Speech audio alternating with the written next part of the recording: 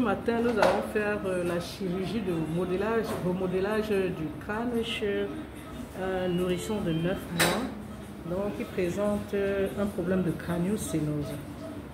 Ici, dans son cas, nous faisons face à la scaphocéphalie. La scaphocéphalie qui est due à la synostose de la suture sagittale, c'est-à-dire la suture interpariétale. Donc c'est ça qui impose cette déformation du squelette du crâne. C'est ça qui impose l'allongement de la tête, comme vous voyez, avec un front très étiré vers l'avant et l'occiput qui est rétréci et bombé. Et on voit que sur le plan de la largeur, il y a un défaut de développement du cerveau, ce qui lui donne une microcéphalie.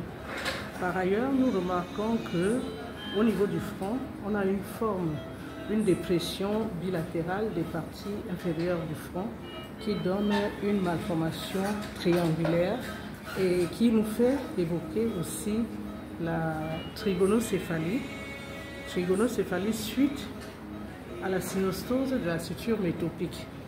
Et c'est la raison pour laquelle nous observons aussi une crête médiale.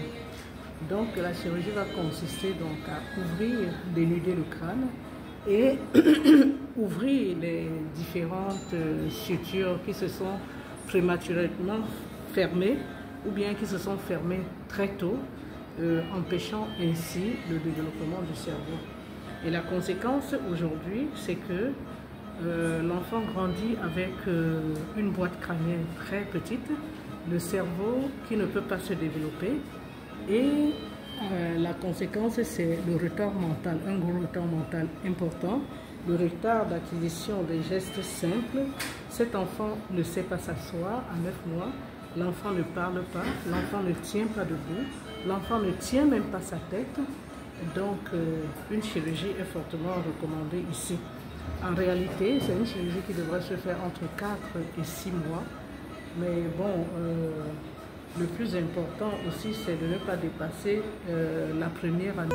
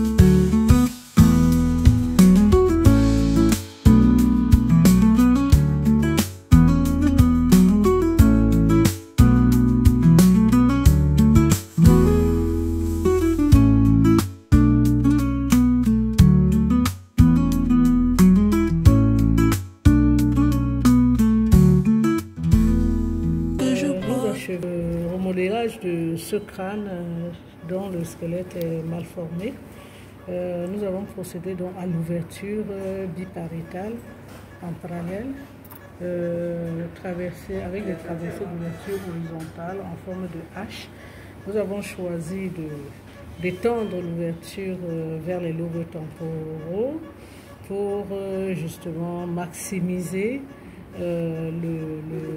la réexpansion au maximum de ce cerveau qui se trouve complètement comprimé depuis la naissance. Nous allons procéder tout de suite à la fermeture, plan par plan, d'abord la galéa et après la peau.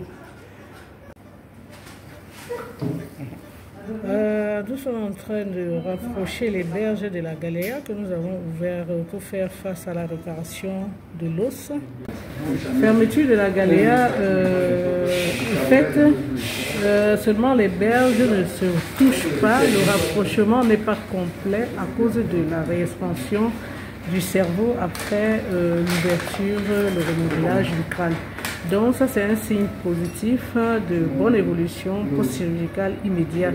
Le cerveau qui regonfle et le rapprochement de la galéa reste important et indispensable parce que les muscles temporaux des deux côtés devraient être bien insérés sur la galéa, auquel cas les difficultés de mastication. Avec cette réexpansion, nous allons constater dans les jours très proches, les jours à venir, l'amélioration de l'état clinique de l'enfant. L'enfant ne s'asseyait pas, l'enfant ne tenait pas la tête, l'enfant ne pouvait pas parler, l'enfant ne marchait pas à cause de l'hypertension et la compression du cerveau. Cette réexpansion va nous permettre de l'acquisition progressive de tous ces signes qui perturbaient le développement de l'enfant.